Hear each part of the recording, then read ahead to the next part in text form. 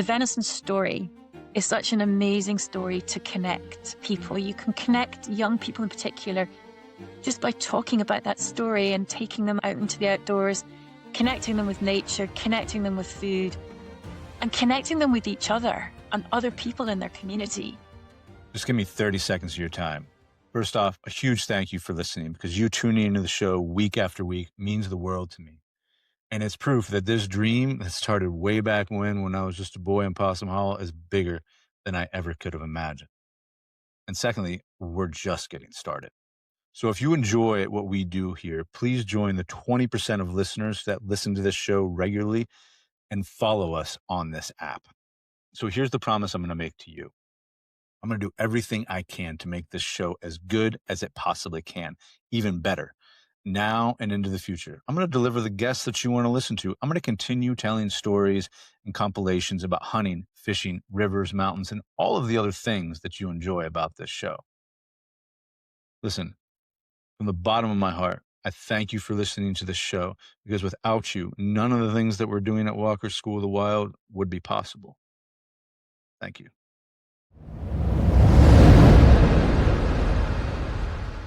Linzi Seivwright, welcome to the Wild Lab. Hi, good to meet you. Good to be on the show. Thank you. It's nice to have you. So, Lindsay, I connected with you. We were chatting a little bit before we came on, but I connected with you through Jess Johnson, right, who I've had on this podcast previously. And folks may remember, but you are, unlike a lot of the guests that I have on, are conservationists and hunters and anglers, largely in North America. You're located in Scotland, right? So just tell us a little bit about you said you're in the Thinhorn watershed, or the Thinhorn River catchment area. Tell us a little bit about that region, like what it's like. Paint a picture for folks so we can be a little bit familiarized with it. Like, I mean, I know there's salmon, there's deer, and probably some pine martens, but like just paint a little picture of like the area where you live so we can kind of drop in with where you are. Sure. So the area that I'm in is Murrayshire, and it's it's a really beautiful part. It's what we would class as the lowlands. I think it's not strictly the uplands. And I suppose I would describe it as a lot of woodland. We've got one of the most heavily forested areas in Scotland. So there's a lot of commercial forestry, as opposed to the uplands, which you might think of as being very much sort of open scenery, large mountains and things like that. So, but most of my work actually takes place in the uplands, in that very open space where we have mostly red deer. So the area, you're right, is very much woodland, a lot more sort of woodland species, roe deer species. Yeah. And is that where you grew up? Is that like is that, or did you grow up in the upland area? I was very fortunate to be born here, Yeah. but my parents moved when I was very young, and I moved over to the east coast of Scotland. And I suppose that's where my real passion for deer came about. My father was a hunter, professional stalker, on a very traditional estate in Scotland, very traditional, what you would imagine Scotland is to be like, very big hills, open spaces. Um, and I suppose through that, I just had a passion for deer from a really, really early age. And I spent a lot of time out with my father, just completely obsessed with deer from an early age. And I just wanted to understand how everything worked. So that kind of drove me into this field of ecology, I suppose, at a very early age. So you say, did I hear you say it right? Your father was a professional stalker. Is that what you said? Yeah. Yeah, that's the name we would use as a hunter here. Okay. I So what suppose does what does that look like for when you were going out with your father as a little Yeah, girl? so What did that look like? I suppose for the benefit for listeners, here in Scotland, we have quite an unusual land ownership pattern. So most of the land is privately owned, and especially in the uplands is owned and managed as an estate. So these estates can be quite large in size. They're owned by one person, and they're managed for wildlife, and it may be for for sport shooting, for grouse, for deer management. So these estates employ people full time to carry out the deer management. And as part of that, we will bring clients, particularly from the States, from, to come to Scotland to shoot deer on these private estates. So there are places you can go recreational hunting, but our sort of hunting setup is very different to the one Right. that you have in Yeah. the States. So you have, I mean, I was looking at the different, I mean, I'm familiar with it, but in preparation for this podcast, I was looking at the differences. And so we have roughly, 40% of our land in the United States is public land. And in some cases, like where I live in California, it's surrounded by public land and it's borders on Nevada, which is about 75% public land. But for y'all, it's about what, like 12, 15% public land or something of Scottish land is public land. Is that right? Yeah, it's not a vast amount, Yeah. and even then, it's predominantly used for the purpose of, say, growing trees. Our national forest estate is, I think, it's about 1 million hectares in Scotland. So, Hmm. yeah, there's not too much public land. The interesting thing, though, with our land management system here, which is a big thing, is that we don't really have laws of trespass here. We Hmm. have this right of responsible access, which means that you can go pretty much anywhere you want in Scotland, provided you do so responsibly. Not to Right. hunt. The hunting stays very firmly with the land ownership, but you Mhm. can move free around Scotland, which I think is a big difference. Certainly, when I was in the States, I noticed that was quite a difference.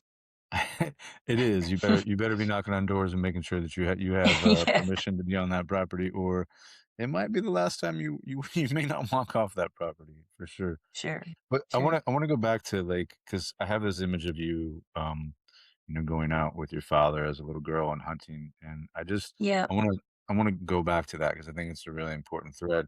Like, what sort of things did that teach you, being with him on the land, and, like, and how did you said it catapulted you into this profession of, working with deer, but tell me more, like, what did you learn? What did it teach you?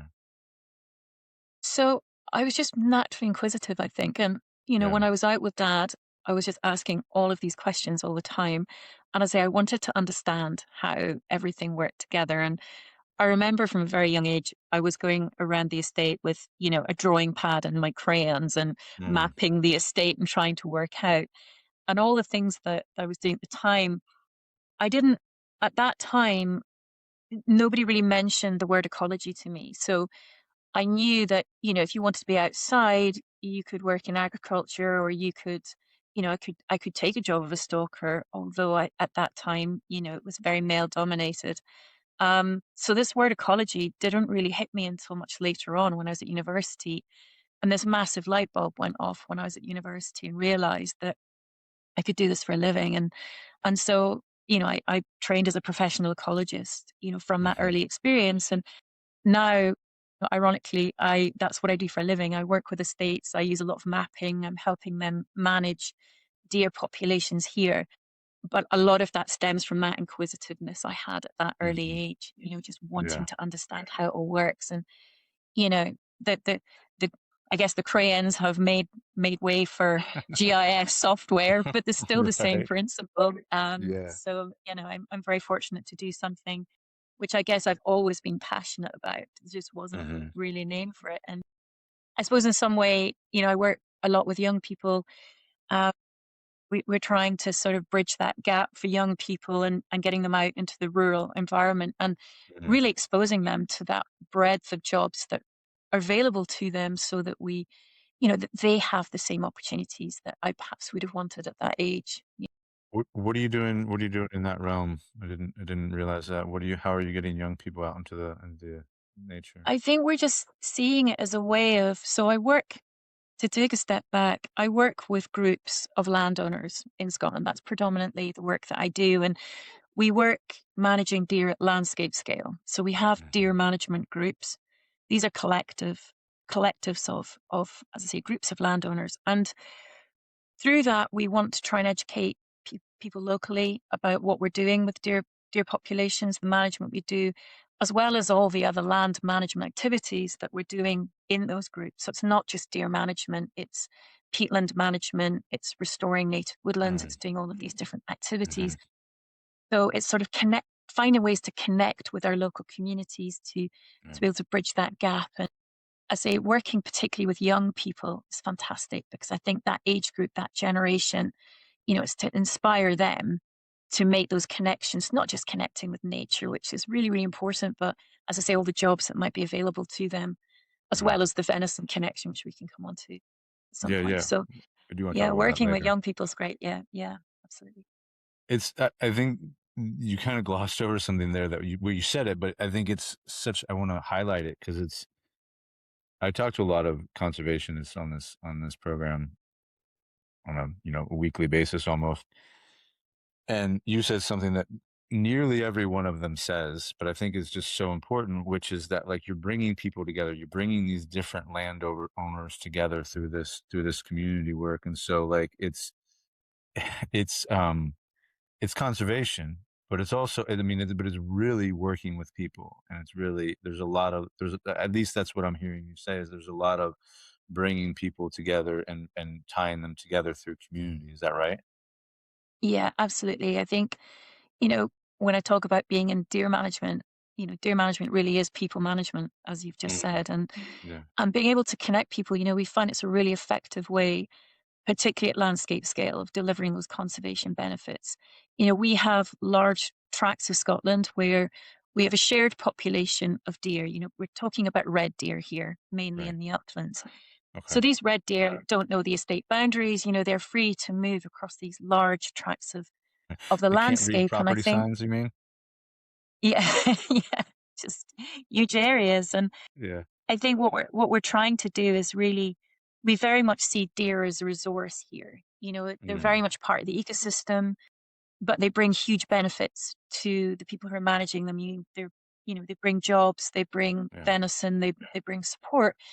But we also need to manage the impacts that they have as well. So, Yeah. I think being able to do that at landscape scale is really effective. Yeah, it's interesting, like, you just called deer a resource, and they are, and I think in the United States, they are a resource as well.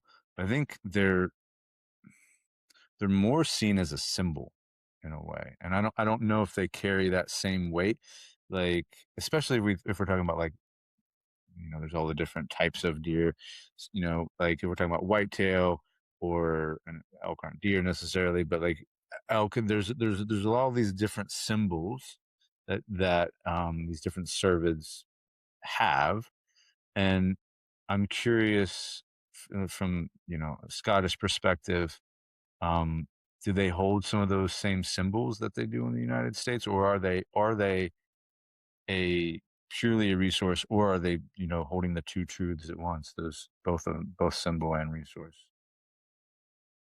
Completely both. And I think Yeah, this is, for us, particularly red deer, they're such an important part of our cultural history here.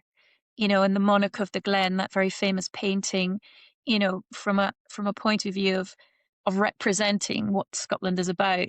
I think when tourists come to Scotland, all they see is sort of that noble, majestic stag. It very right. much is emblematic of what they are. And so absolutely. I mean, completely embedded in our cultural history. And I think this is the balance that we've got to find, is that, we've got to manage them in such a way that we completely respect that, but we've got to manage them effectively and efficiently. And that's the challenge I think that we face. Yeah. Well, so what are the challenges that you face in deer management in Scotland? What are the difficulties? So I think the broad narrative that I'm sure you would pick up on any headlines at the moment are that there's just too many deer in Scotland. And, that's certainly a narrative that's filtering down from government and Mhm. is a narrative that's everywhere. I think for me, it's much more nuanced than that. It's just really about deer being in certain places at certain times when they're just not wanted, and Mm, particularly during the winter. So we have a lot of encroachment of deer during the winter when they're coming into low ground, onto agriculture, pastures, onto areas where we're trying to grow trees. There's the conservation mhm. element, into woodland that we're trying to regenerate. So I think deer are just trying to do what deer do, and, they Right. just want food and they just want shelter, and I think that's the challenge that we have, is trying to manage that more temporal changes in density, and that's why we need that collective effort, to try to do that most effectively, I think. Again, Yeah. a lot of what I'm talking about is the uplands of Scotland. In the Hmm. lowlands where we have, much more sort of a smaller species. We've got roe deer, which are quite small, quite territorial. We've got sika Hmm. deer, which are non-native species. That's another challenge altogether. But certainly in the uplands, it's So it's you it's have you it's sort have of red managing and there. oh, sorry, I thought you have red, roe, fallow, and sika, right? Or sika Yeah, deer, that's correct. Yeah, all yeah, in Scotland. Okay, yeah, but only the red and the roe are native. yeah. That's correct. Yeah. Okay. And then there's how much of I just told you I was just in the UK and it's very different from where I live, at least, from an ecological perspective, um, and just a landscape perspective. But how much of Scotland is forested? It's a small percentage, right? Like 4%, 5%, something like that. Mm, No, I No. think I think it's bigger. So I No. think the last count, I think it was like 17-18%. Okay. But I think what we're really trying to do is up that significantly. So Hmm. looking to increase that to sort of 25%. So more than 25%. So Hmm. yeah, that's where the real challenge is in not just creating new woodland, but also trying to preserve the woodland that we have already. So Yeah. yeah, that's the big challenge because deer and trees, or certainly deer in larger numbers and trees don't really mix very well. So No, I'm sure sure they're eating all. I mean, yeah. Where I yeah. when I plant a tree, I have to have lots of fencing around it so that the deer don't eat it. And I'm sure that's a challenge there. So you're working with landowners in Scotland, um, right? Let me get this right. You're working with landowners in Scotland and trying to cull certain populations of deer to increase the woodland, increase the woodland coverage of Scotland. So for overall ecological health, is that right? Yeah, so there is a big focus on woodland and there's a big focus on our peatlands as well. Okay. So we've got vast tracts of Scotland which have peat. Hmm. I don't know if that translates in terms of any habitats that you have. Peat is a very, very important habitat for carbon sequestration. Right. So it locks down a lot of carbon into that particular soil type. The the contrary to that is when we've got eroded peat, it's actually emitting peat into the atmosphere. And Hmm. deer have a role in there in terms of their trampling impacts and things like that. So Right. between those two different habitats, that's where the real main focus is. But just general habitat quality is really what we're aiming for, and I think it's striving for that holy grail, isn't it? You want Hmm. healthy ecosystem and you want healthy deer population, and they're so intertwined that it's really trying to find that perfect balance. So in a way, what I'm trying to do is really, I call myself a professional jigsaw puzzler because essentially I'm trying to bring all the pieces of the puzzle together to help landowners make good decisions. So I'm bringing data about habitat condition, data on the number of deer we have, how many we're culling, areas where there are impacts, perhaps on public safety and things like that. We're trying to create a picture, that landscape scale picture, to say, okay, how do we manage the shared population in a way that is a win-win situation for Hmm. everyone and for the deer themselves? So yeah, it's quite a challenge, but I think we're, as I keep saying it, working with people is really the only way that we can do that effectively. Yeah. What are the differences for me? Because I really don't know. Um, the differences in deer conservation or in deer management is probably a better word to use when speaking with you. But in deer management, when we're talking about woodland management and peatland management, what are the two distinct differences in that? So certainly, so I guess again, deer have impacts, right? And I think that's Right. one of the things that I try to sort of emphasize is that just through grazing and trampling, that's what they do. That's a Hmm. natural It's a natural thing. Particularly for peatland, it's the trampling impacts that are really important. So when their Mhm. hooves come across the peatland, it can cause damage, and that can cause continual damage to the peatland. It basically Mhm. makes it a little bit more fragile to drying out and things like that. So that's one impact. So trampling impacts are really important there. In terms of woodland, particularly for native woodland regeneration, what we're talking about is needing to reduce the impacts of deer quite significantly. Mhm. And there's a couple of ways that you do that. And you mentioned yourself, you can either fence them or you Mhm. can cull them to very, very low numbers. And that's a challenge because fencing is very expensive, it's very costly. Sure. And but to bring those numbers down to the sorts of levels that we need to do it without fencing, you're starting to talk about, 2 deer per square kilometre, even less Mhm. than that. Mm. And therein, at what point can we manage that, but also ensure that the people who are relying on those deer for stalking clients and things like that Mm. are able to still utilize that resource. That's the I got challenge you. that we have. So the I got numbers you. that we've traditionally had in Scotland have been very, very much higher than that, so that we can produce stags for the sort of rutting season, for the hunting season. I got you. And those things are not necessarily compatible at the sort of levels that we've Yeah. traditionally. I'm picking up what you're putting down a little more is that it is like a jigsaw in that Yeah, you absolutely. you need deer for hunters, for stalkers, for jobs, right? And also for a healthy ecosystem. But you don't need too many deer, and or else they eat everything, destroy the peatland, destroy the woodlands, and don't allow this reforestation process to take place. And so you're trying to find that happy medium, right? In all of these different landowners. How many landowners do you work with? Do you know? So it's very easy to say that I work with 10 groups. There are 50 groups that cover Scotland. The 50 groups cover about 3 million hectares of the uplands, and I work with about 10 of those. And within those groups, some of the groups are quite small. There may be 5 landowners. Some of the groups are quite large, so there may be up to sort of 15 to 20 landowners at a time. Okay. So each group is very different, and each group has a sort of different set of priorities. It's again, there's just no one size fits all to this. There's no Sure. blueprint that's a perfect one. And that's due Yeah. to geography. What happens on the east coast of Scotland is very different to the west, north to south. So each group requires a kind of different set of prescriptions and set of different management actions. So it to try and sort of make sure that everybody can have their cake and eat it and lose weight as well. That's what we want. Yeah. So how do you go about doing that? I mean, like, how are you having these conversations with these landowners or with these landowner groups? What does that look like?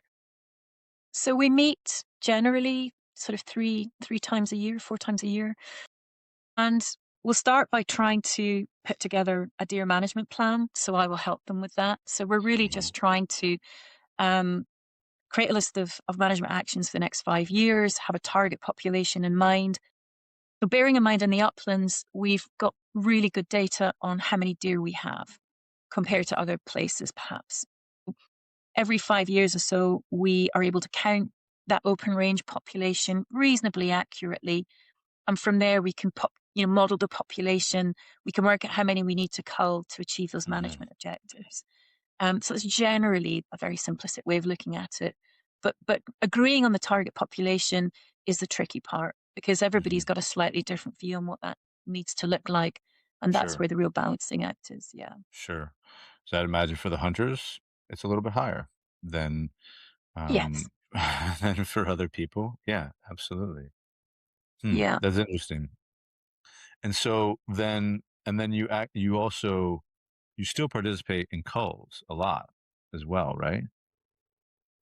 Personally, I Yes, don't. personally. Yeah, No. not so much nowadays. No, so I used to work for a government agency, and I was a bit more involved at that point. But really, I'm just there on the practical side.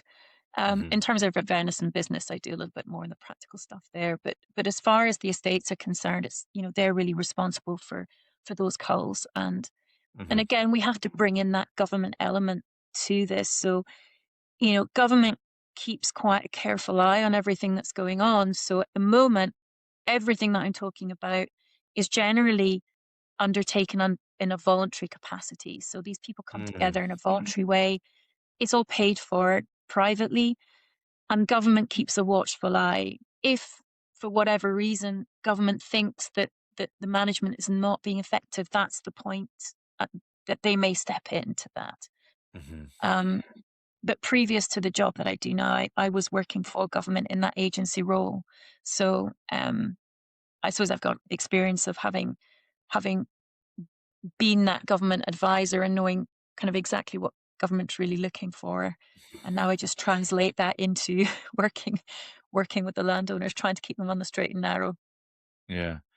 Well, so I'm curious. I want to dive a little more into like the hunter's perspective and the differences because um there are, here in the United States, and in Canada to a lesser extent, but like hunting is framed often as a right.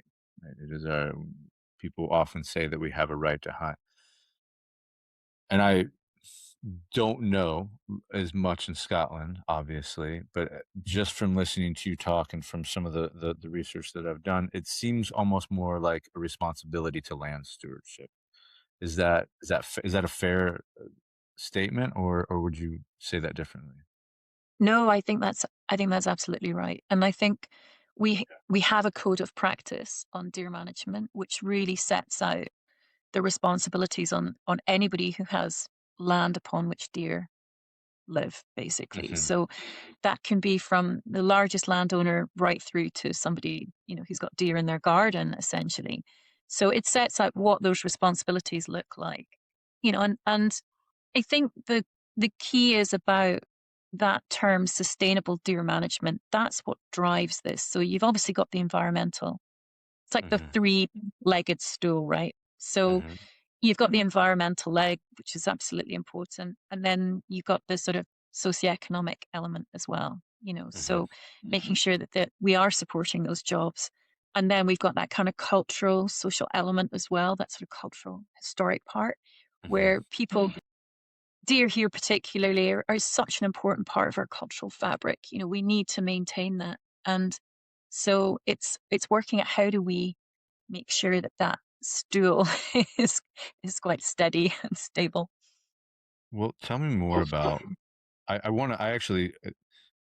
I want to dive more into the right versus responsibility and like some of the um what the cultures that those manifest. But I want to backtrack for a second and say you said that deer, and you said it a couple times, that deer are baked into your cultural fabric.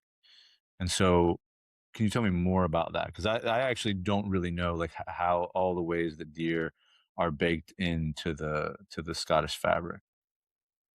So I think the fact that, they've been around really, and we've got images from Pictish times, wall paintings of deer all the way through to, as I say, this sort of idea that they're a completely iconic species, and I think for the public, for the general public, for here in Scotland, but also for the people who come to Scotland, I think they want to see that, very sort of iconic picture of the stag on the hillside, and the glens and the mist and the mountains and everything like that. That's Mhm. such an important part. And I think it's, as say, part of our identity, even all the way through history, you can kind of map the Mm. importance that deer have had. So I Okay. think that's that's really important that we maintain that. And particularly, I think for a lot of the stalkers who we still have very traditional way of hunting here. A lot Mhm. of estates still use ponies. Um, Mm. the estate stalkers wear tweeds, Hmm. Mhm. all of those very, again, iconic. If you see films of people coming to Scotland hunting, that's a Sure. really important part of it. Yeah, yeah. But equally, I think where we're getting to is sort of, okay, well, we need to be effective in our management too. So how do we Mhm. marry the traditional with the introduction of technology, satellite imagery, Mm-hmm. using, thermal imaging, all of these different things to make deer management effective. I really see there's a role for both in there Yeah. in terms of how we manage deer moving forward. Interesting. And so then I'm curious, and this is probably more of an opinion question, but do you think, I mean, what are how, if hunting is seen as a right, as it is in the United States, and in Scotland, it's seen as more of a responsibility to land stewardship. Like, what are the what differences does that manifest, both like in perhaps in the hunting community or the stalker community? I don't know if you can talk, if you can speak to that, but also more so in the um uh the difficulties that you have as a deer manager. Yeah, so in terms of, I think, the rights that come to hunt, if I'm getting your question right, that's all deeply tied to land ownership. So if you own land, then you have the right to hunt on that land. That Mhm. comes tied very deeply with the land. And you can separate that to a degree and lease your hunting, stalking to somebody else. But it's very much tied with that ownership. I think in terms of the hunting culture, if I'm maybe picking up right what Mhm. you're asking, I think that's the challenge that we have because as I understand, if you're someone who perhaps, in a local community who wants to go and hunt from a recreational point of view, um, the two ways that you can do it are either to pay to do it on one of these estates Mhm. where you would accompany a stalker will take you out as a client, or there are leases available predominantly really in woodland. You might get a small woodland lease, but that's going to cost you quite a bit of money to be able to get that lease. Mhm. So it is possible, but again, those leases are, as I understand, are quite difficult to come by. Mhm. So I think the challenge that we have is like, how do we keep connecting people with nature, with hunting? How do we keep that as a as an activity which we can encourage young people to get into? This is a real dilemma, I think, for us in Scotland because Mhm. particularly when you have you know American clients who come, there are those who would argue that hunting in Scotland is actually quite cheap to do, that Mhm. we're underselling the experience. And as this pressure comes to reduce deer numbers down further, then the question is, can we charge more for that? How do we ensure people don't lose their jobs? How can we do Mhm. Mhm. more with less of what we have in terms of Mhm. that resource? So do we charge more for hunting, in which case you make it even more exclusive, particularly for people in the local community who might want to get involved in stalking and hunting and have an Mhm. interest in it? Um, so I think that's really a big dilemma for us. Now, most of the hunting that we do is trophy hunting. That's Mhm. really what I'm referring to here. One of the things that we've been exploring is how do we create opportunities for communities to perhaps get involved in the hind stalking. So, Mhm. it's a different time of year during the hind season. It's generally from, again, for red deer, from sort of October through to February. There's not so many clients come out during that time. So, is that something that we can encourage local communities to get more involved in? And there's been a Mhm. couple of initiatives looking at that, training people and building that connection between the local community and the environment in which they live, allowing them to harvest deer and harvest venison. So I think there's ways through it, but I think again it's Mhm. going to be a little bit of a challenge. Yeah, yeah, no, I think I appreciate that perspective. I think part of, I apologize for, for asking the question in an obtuse way, but I think part of what I was getting at, and I think you did answer it, is really, so here, in the US, it's hunting is seen as a right, right? And in many of our states, we have, it's in the state constitution that hunting is a right. And now, like, there's disagreements about whether or not that's true or whether or not it is. Um, you know, that's that's not that's neither here nor there. But because of that, there can be an attitude, amongst some people who hunt that tends to be, um, because it is a right, like that tends to be a little self-centered when it comes to hunting, if that makes any sense. That tends to, um, see them as the center of the equation of hunting. And because I'm hunting, I am practicing conservation, and I am, doing good for the land, for the deer, for whatever, even if that may not be the case, right? Whereas if I think about a perspective or a culture that views hunting more as a responsibility to land stewardship, then it's not necessarily seen as a right wherein I go out in the right equation, I go out, I kill, I man, I dominate over the land. Whereas in the land stewardship equation or the responsibility equation, I go out because I have a relationship with this land and I want to help manage, conserve, make this land better for the future. And so I think, and not that many American hunters aren't doing that as well, because I don't want people to hear what I'm not saying. Absolutely. But I'm just saying in a more general sense, it feels to me that if that is the general tone, that hunting is a responsibility, then it has the opportunity, and definitely, I'm sure this is not the case all over in Scotland, and you can correct me if I'm wrong, but like it has the opportunity at least to develop a healthier, more coexisting relationship with the land, with the ecosystem, than a relationship built on just like, well, it's my right and I'm gonna do what I want to do, and that's just how I'm gonna do it. Does that make sense? Yeah, yes, it absolutely does. And I think if I'm being fair, I think that there's probably a little bit of both going on. So Hmm. I think people see, well, some of the challenge maybe historically has been this idea that the right, not necessarily, not necessarily the right to hunt, but the right to have deer population on your land that you determine, that you're Mm, responsible for that, the size of that herd. And if you are solely focused on the idea that the more deer you have, the better quality the stags you're going to get, and the more deer you're going to have to shoot.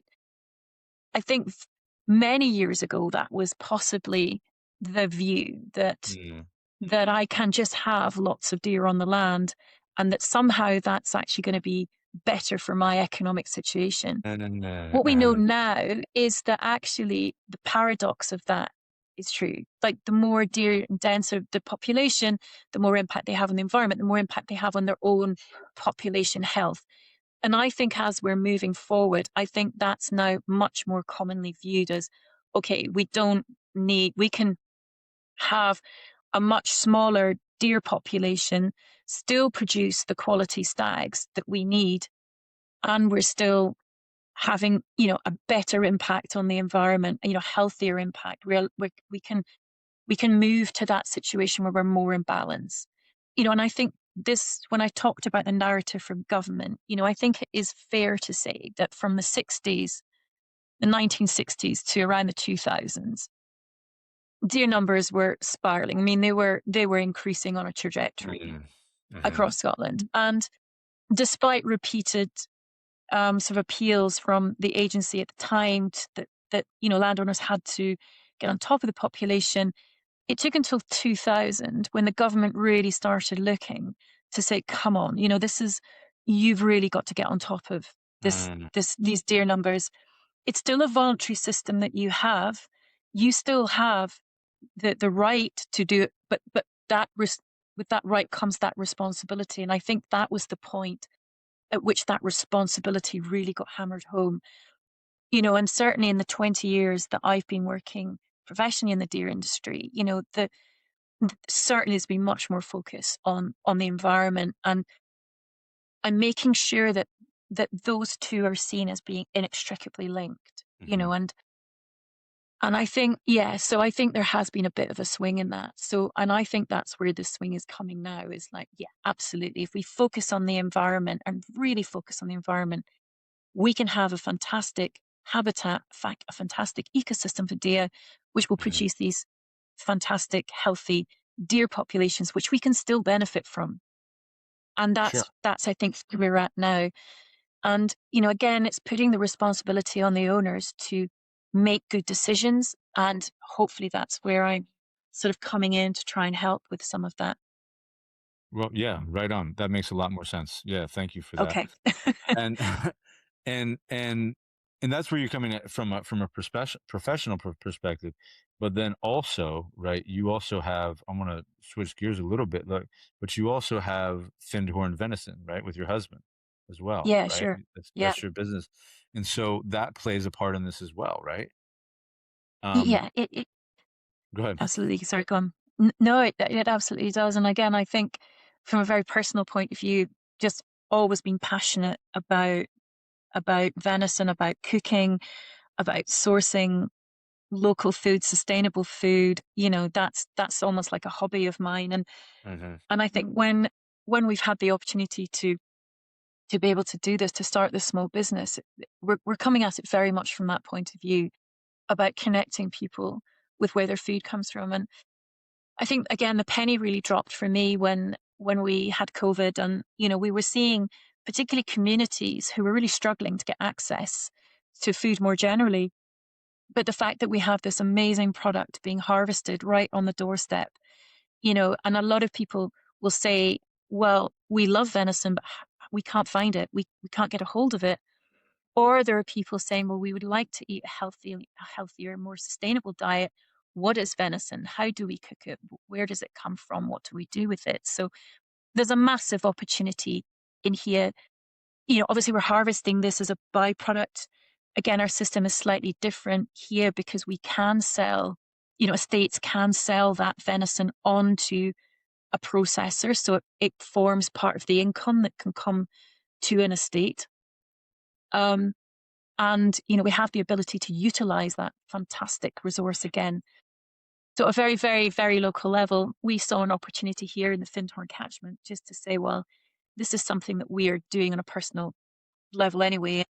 We just want to get as much venison out there into our local community as possible. And what we found in a way is, and again, this comes back to some of the work I'm doing with young people, is that the venison story is such an amazing story to connect people. Hmm. You can connect young people in particular just by talking about that story and taking them out into the outdoors, connecting them with nature, connecting them with food, and connecting them with each other and other Hmm. people in their community. So the venison story is it's an amazing one. It's something I'm very fortunate to be part of, but it's just something I'm really, really passionate about. And yeah, I could probably talk another whole podcast on it, but yeah, I Well, love it. take me through that though. I mean, because I think it's a really, we don't have that opportunity, right? Like we can't sell Yeah. game meat in the United States for anything. Although, people eat venison, it's generally farmed venison, or it's generally farmed. And so, or unless you're hunting it. But walk us through that. Like, what does that look like um, from hill to plate? What's the journey of a single deer in Findhorn venison? What does it look like from the moment it's killed, the moment it's called, to the moment it becomes food for somebody else? Like, what is that? How does that look like for you guys?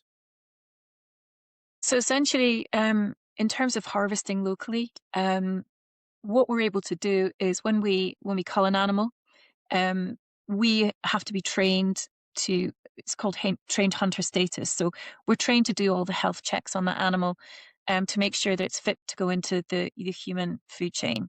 Hmm. From that point, there's two directions it can go in. Really, one is that it can go into being processed by large a large game dealer essentially. So they will take the animal in skin, and they will break it down into the component parts, and then they will sell it on, either to whoever, basically to shops or Hmm. to final consumer or to hotels and things like that. Or again, very similar to you, that animal can go in straight into your freezer for home consumption. So those are the two routes. In terms of what we have to do as a business, if you think about the two stages are quite different. So the first stage, when it's in skin, requires you to have a chill facility and make sure it comes down to temperature. And each individual estate will generally have a chill facility, but that animal will remain in skin until the point it's passed to Mhm. the processing unit. As soon as we take it out of skin, then there's a whole series of other, I guess, regulations and parts of that story kick in terms of what we have to do and how we're regulated and things like that. So it's a step up, sort of, it's just different stages. And at the moment, we're selling locally, so everything that we're producing is really what we're sourcing ourselves. But Mhm. we can move up a stage again, where we can receive carcasses from other people, um, out with that area, and we can process those carcasses again as part of our business. So Right there's on. various stages that you have to work through and regulations, but the key thing is it's all got to be, food safe and health checked and everything else. So Yeah, yeah. So, but right now, all of the deer that you're processing are just you and your husband are killing, or this is we have a small team. you have a So, small team? but Okay. yes, essentially, but essentially that, yeah. And Yeah. then Okay. at some point we will move to that next stage. Wow. Well, what? I mean, I think I know the answer to this question. I'm going to ask it anyways. But like, what's what started that? What was the impetus for Finhorn venison? Like, why do this? So I think I'm just a passionate cook. I love cooking. I love cooking for friends and family. And Um, the deer that we were culling were really just going into our freezer, and we had a very full freezer most of the time. And we had a lot of friends and family saying, "Well, if we could buy this from you, we'd love to. We'd love to support you." And we were saying, "Well, we can't sell this to you. We can certainly hand you it and we can pass you it, but if we want to sell you it, we have to go through all of these stages in terms of you know making sure it has gone through the proper procedure." And again, just friends of friends saying, "We would love to buy it from you." So it is sort of just spiraled really from that. That's beautiful. And it sounds. I mean, at least the way you talk about it, it is producing food, but it's more than just producing food, and it's also more than just economic, and it's more than just ecological. Again, I think it comes back to like what you said at the very beginning of this. Is like it's changing people's relationship to food, and it's also working with people in just a different way, you know. And yeah, I see so many I see so many similarities to the work that I do and the work that I used to do. I used to train horses, and I always used to say, like, people ask one of the reasons people, they'd ask me why I train horses, and I would say, well, because I hate working with people. But the truth is that it was working with people too, in the same sense of it, right? Um, but it also seems like it is a way to go help people become more participants, as a way shifting away from being just observers or voyeurs or whatever, and moving towards being more participants in an ecosystem, moving towards more being participants in the land. Would you agree with that as well? Yeah, absolutely. I say it's that story, isn't it? It's about really connecting people. And I think, it gives us the opportunity when you're talking about venison to talk about so many different other elements. And Hmm. that's what that's what I really love about that. It's such a powerful story to be able to share. And and the bottom line is, particularly I think at this time, with food security and everything, we've got to ensure that we have this market for venison, because at the end of the day, the culls are going to be increasing. We've got to Hmm. make sure that every single one of those deer that we're culling, that we can use it as a food product where we can. And there are other various initiatives going on here as well, where if there's surpluses of, making sure that venison can go into food banks and things like that. So Hmm.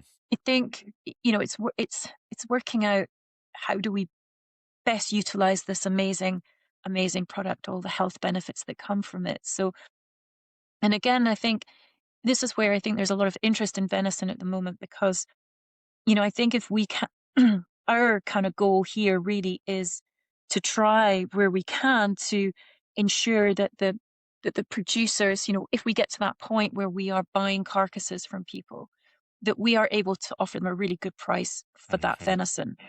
Um, because at the moment, the venison price is very, very low. And that's a really complex situation.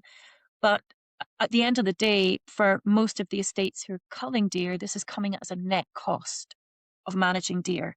Mm, And the price of venison over the decades has not moved. So what someone was being, you know, had was basically getting for venison many years ago is what they're getting now. It hasn't moved, it hasn't dialed anywhere. Part of that's the fact it's not subsidized compared to some of our other meats that we produce in Scotland. But we've got to find a way of of rewarding the people who are producing this amazing product through price, which again would support those increases in culls. The way we do that is to try and get more people eating venison and buying venison and creating, that demand for it. And again, this is where the schoolwork comes in, because I think working with young people, just getting young people familiar with venison, what it is and where it comes from, but also just teaching young people really fundamental life skills about being able to cook healthy food from scratch. We're losing these skills more and more, I think, and being able to provide for their families in the future.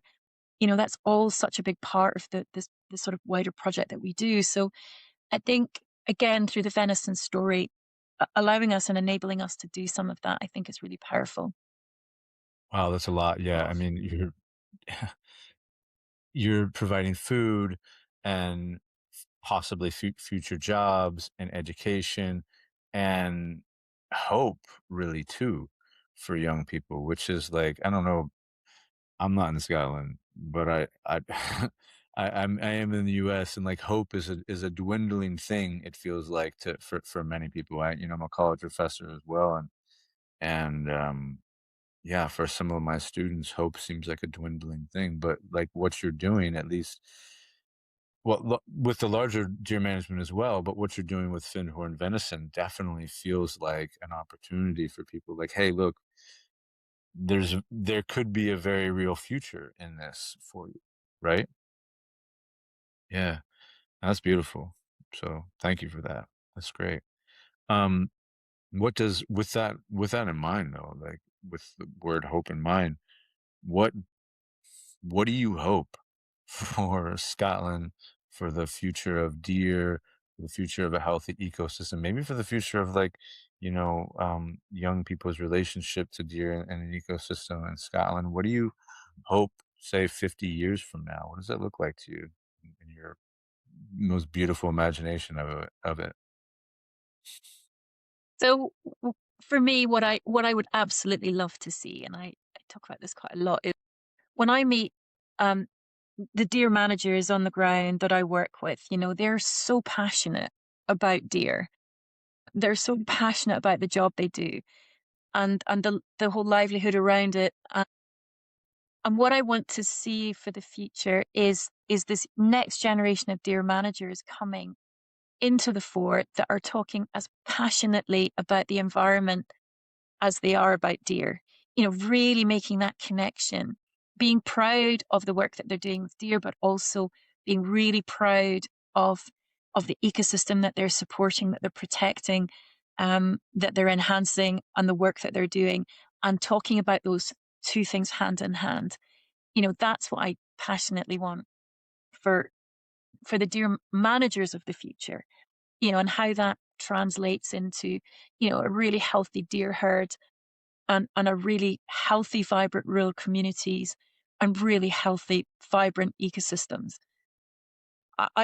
It may seem a bit naive, but that's that's where I would really love to get to, and that's again essentially what my work is all about on a day-to-day basis, really. Yeah, no, listen, I don't think it's naive at all.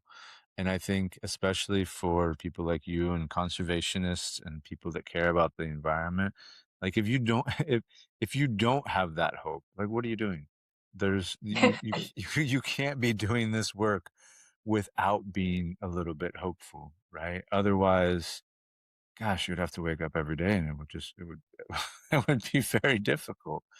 I think that's, like I said, I talk to a lot of people doing this kind of work on this podcast, and that's another thing that all have in common is that every single one of them are hopeful about the future.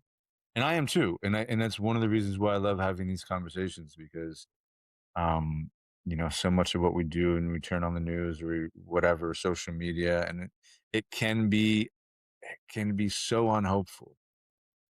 But I think it seems like in your story as well, especially with Finhorn Venison, is that when you have the opportunity to work with young people and connect them to the land and connect them to deer and to ecosystems, it's hard not to have hope because it's a, you see the light in their eyes light up and you feel that you see them like dropping into their body and being, oh wow, okay, yeah, I get it, like this is cool, and that little light bulb goes off, and so yeah, it's nice to talk to somebody with a little bit of hope, Lindsay, is all I'm saying. So thank you for that. um I'm gonna give you the last word. If you want to leave our listeners with anything, I'd like to, yeah, what would you like to leave our listeners with? Well, I think it's sort of on the I guess the subject of hope, and I think one of the challenges that we have as sort of conservationists moving forward is how we bring people round the table. Certainly in my world, things are only going to become potentially more challenging. Right back at the beginning, we were talking about this mosaic of different, land use objectives, and certainly up until fairly recently, the way that that manifested was in this kind of very polarized state of affairs in Scotland and deer management, where we were sort of pitting the traditional deer managers against, the conservationists. And there's a quite a history of that happening, and often creating a very, very difficult, sometimes very toxic environment for people to be in. And about 2 years ago, the deer management sector in Scotland realised that it's like the thing of madness. You can't keep doing the same thing and expecting a different outcome. It's not working. Us being you know so so much at opposite ends like this. It's not helpful. So there's a project started about 2 years ago called Finding the Common Ground. We brought in civic mediators into the deer management space. And over 2 years, they've brought all the different stakeholders around the table. It's been a very deliberately slow process. But what's happened has been quite amazing in that, and maybe not surprisingly, but when people really speak to each other and really open out and bring down those barriers, what you realize is actually we've all got more in common than we really thought. We all want the right thing, the same thing, right? And Yeah. so I think it was just this realization that we could get to a place where we could see and focus on what are these shared outcomes that we really want. And that has proved to be really powerful in the Scottish context, because when we go to government and ask government for help, there's things that we can go together on and say, like, we want help with the venison sector. We want help to support deer management moving forward. And when the government is presented with that united front, it's a very powerful thing, because it's quite hard for government then to ignore that. Whereas previously, if you were bickering in the corners, where they were just kind of leaving us to sort of bicker away, everyone knew, well, they would be saying that and you're saying that. Whereas, say this united force. So I think it's proved to be quite a powerful model. And I think there's possibly ways that we can use that blueprint in other ways, not just in deer management, but in other sectors as well. So yeah, I think it's been something that, I think Scotland can certainly offer other conservation models potentially. Yeah. Well, we talked a little bit about the differences between the US and Scottish conservation models. And, but at the end, as you said, like you're talking about this finding common ground program, which all I'm hearing in the back of my head is all of the people that come together in the US fighting for public lands, right? And all the people who have different agendas, different ideologies, different views on who should be president or who or whatever, but all of them agree on, this one thing. And so in the end, it's like there may be vast differences in public and private operations, but it really seems like that a lot of the end goals are very and in some of the same ways are very, very similar to get there. So, yeah.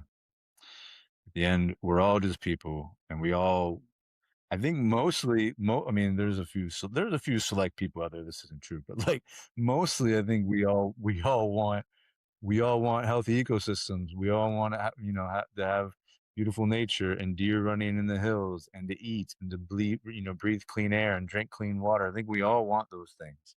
So, coming together on those sort of projects is a way, as you said, not just to do something for deer management in Scotland, but you just said, it's a model that can be used for other things and, brought